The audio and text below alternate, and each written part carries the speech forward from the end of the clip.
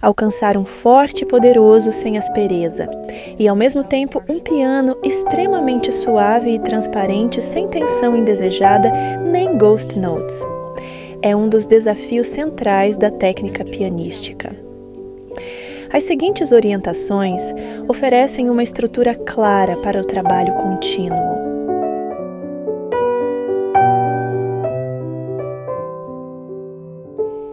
Ouça o Adagietto da Quinta Sinfonia de Mahler em diferentes níveis de volume. Repare como o caráter do som se transforma, a transparência e delicadeza do piano e a densidade, plenitude e saturação do forte.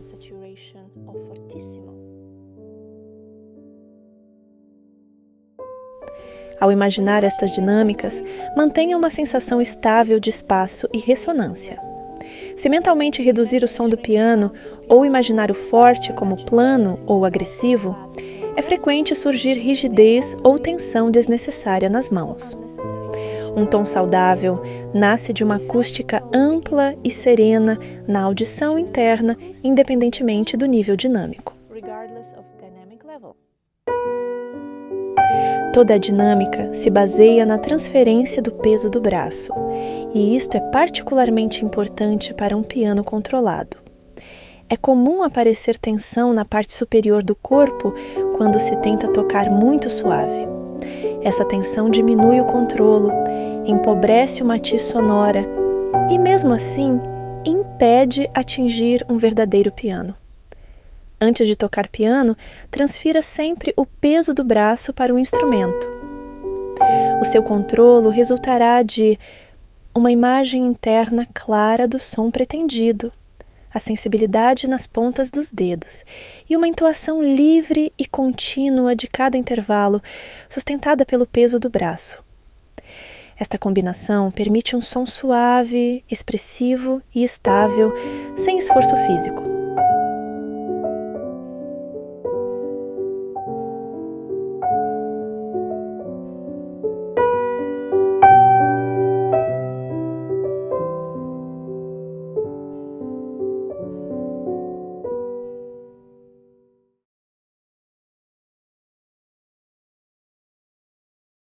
Tal como acontece com a harmonia, para nós é essencial que a prática mental permaneça simples, clara e desimpedida. Quanto mais nitidamente a partitura surge na audição interna, mais facilmente consigo concentrar-me na imaginação do som.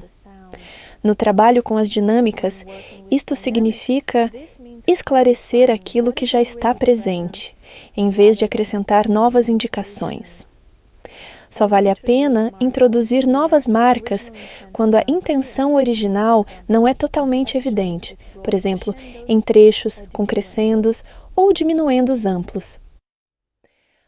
Evite alterar a dinâmica imaginada sempre que surgirem as horquilas.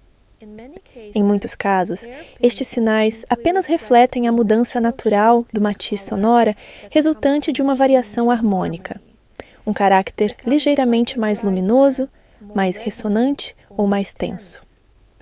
Podem também indicar um ligeiro modelado expressivo do fraseado, onde as partes mais relevantes emergem com um pouco mais de luminosidade e expressividade. Estas subtis oscilações de intensidade surgem naturalmente do fraseado e da entoação, sem modificar o nível dinâmico geral na imaginação sonora.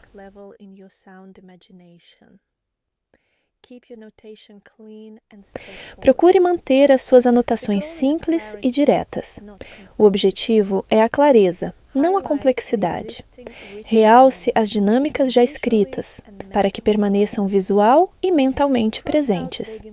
Risque indicações vagas como crescendo ou diminuendo, e substitua-as pelas dinâmicas específicas que pretende para cada compasso ou secção.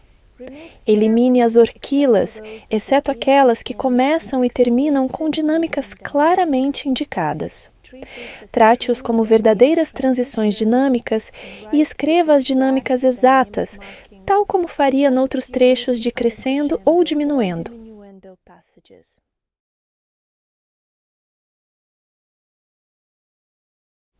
Uma imagem sonora clara de um som forte é fundamental para produzir um forte pleno e saudável no instrumento. Se a dinâmica que imagina não for realmente intensa, os movimentos físicos descritos mais adiante, como elevar os dedos ou preparar a mão, deixarão de parecer naturais. Em vez disso, pode surgir tensão desnecessária no pulso e na mão. Para verificar se o som que imagina é suficientemente forte, experimente o seguinte. Imagine um intervalo com um matiz sonora totalmente saturado, fortíssimo, enquanto transfere o peso do braço e comece a cantar o som imaginado.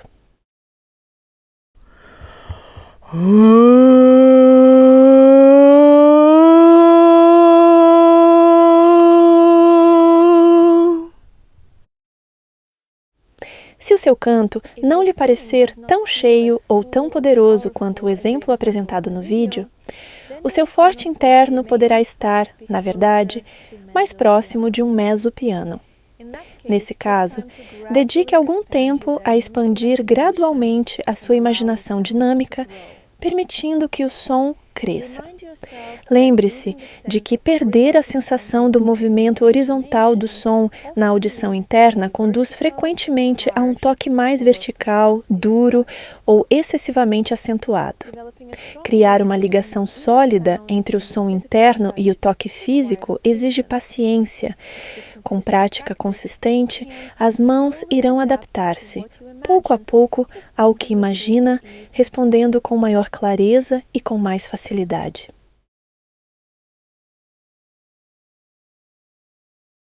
Quando se toca um fortíssimo num tempo muito lento, cerca de 2 segundos por nota, é frequentemente necessário recorrer a double rolls e double swings.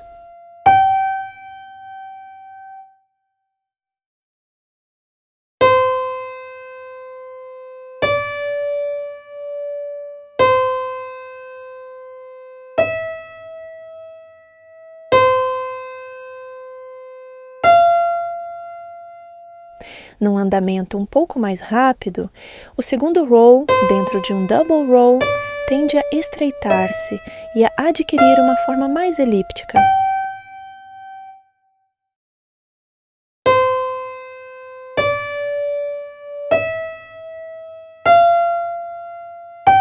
Com o tempo, e após repetições suficientes, poderá tocar utilizando apenas um único roll, apoiando-se na memória muscular desenvolvida nas fases anteriores.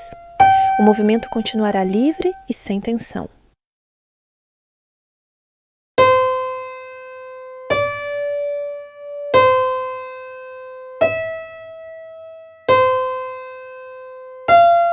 É igualmente importante abrir a mão, elevando os dedos, antes de tocar a nota seguinte. Isto impede a acumulação de tensão e permite que o gesto reflita plenamente a dinâmica do forte imaginado. Além disso, funciona como um exercício valioso de fortalecimento para os músculos dos dedos e da palma. Elevar os dedos deve parecer um alongamento rápido e saudável que nasce na palma e não um movimento isolado do resto da mão.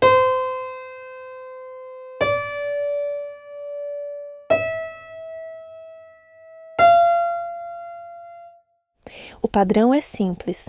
Começar com a mão relaxada e fechada, abri-la rapidamente num alongamento e regressar depois a uma posição descontraída.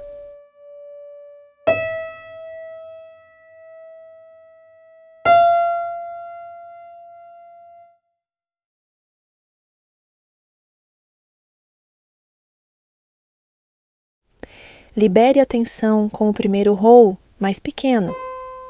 No ponto superior do segundo roll, mais amplo, abra a mão. Toque a nota seguinte no ponto inferior desse segundo roll.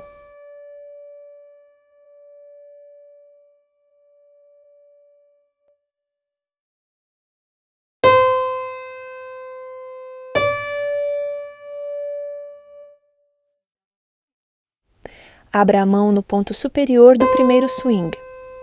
Toque a nota no ponto inferior do segundo swing.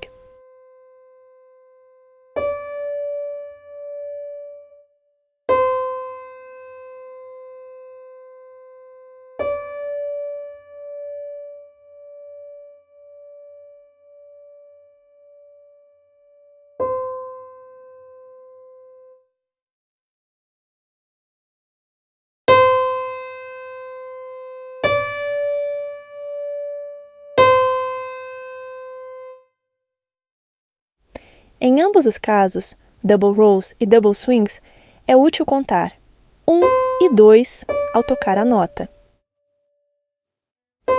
e ao abrir a mão com a ajuda do movimento do pulso.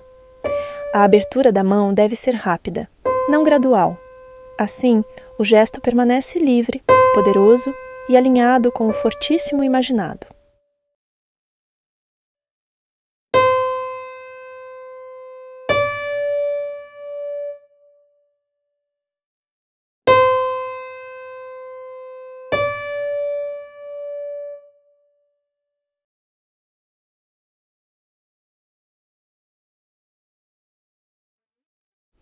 Ao levantar os dedos, eleve-os diretamente para cima, sem os curvar.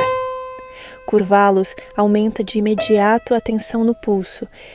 Comece a levantar os dedos apenas quando se aproximar das 6 horas do primeiro roll ou swing, atingindo a abertura completa às 12 horas do segundo roll ou swing.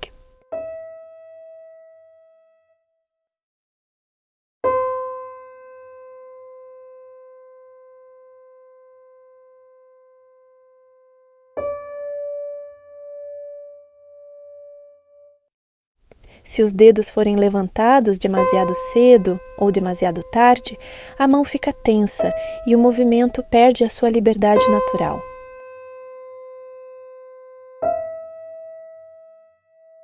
Lembre-se de que levantar os dedos só é necessário em andamentos lentos.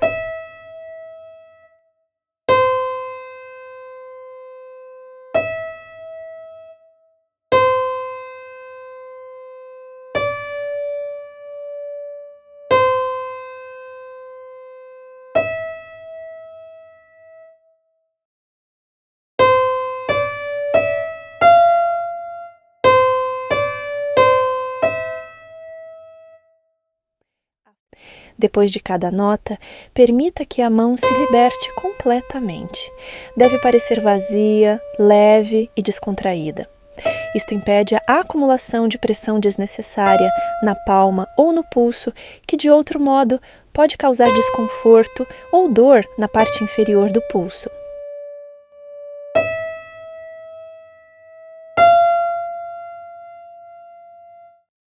Uma mão plenamente relaxada também se abrirá de forma mais natural e com maior amplitude. Se a mão não estiver suficientemente descontraída, levantar os dedos parecerá tenso e fraco.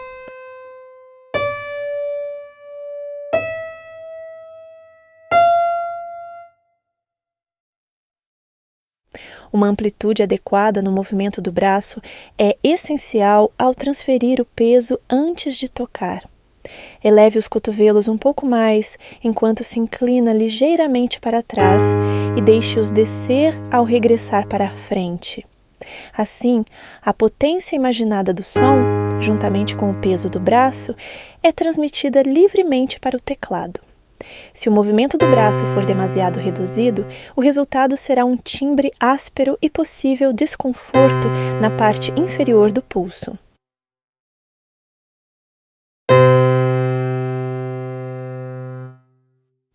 Nos exercícios de forte, toque a nota no tempo forte 1 e levante o dedo, abrindo a mão, no contratempo E. Deixe o cotovelo mover-se livremente a cada nota e incline o tronco para a frente cerca de 30 graus. Esta ligeira inclinação permite que a gravidade apoie o peso do braço, ajudando a evitar um timbre áspero ou um ataque agressivo à tecla.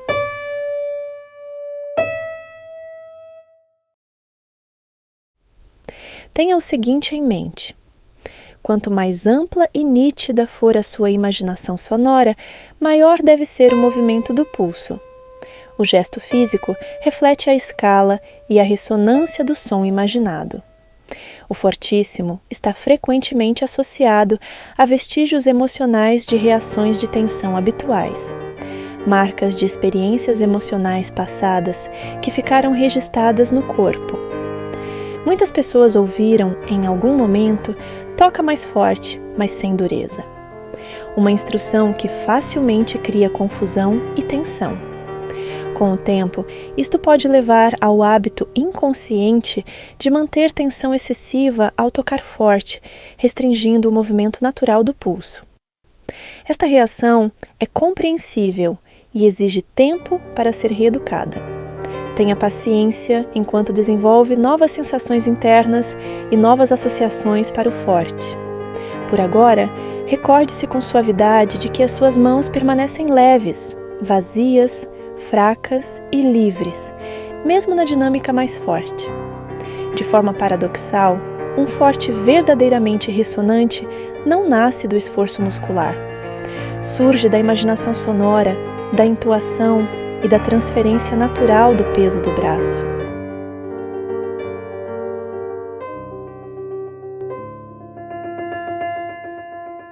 Se ainda sentir limitações ou falta de liberdade, no volume 3 veremos como a postura e um estado energético adequado sustentam um forte saudável. Quando estes elementos se integram, a experiência do forte torna-se simultaneamente poderosa e leve, de forma estável e duradoura.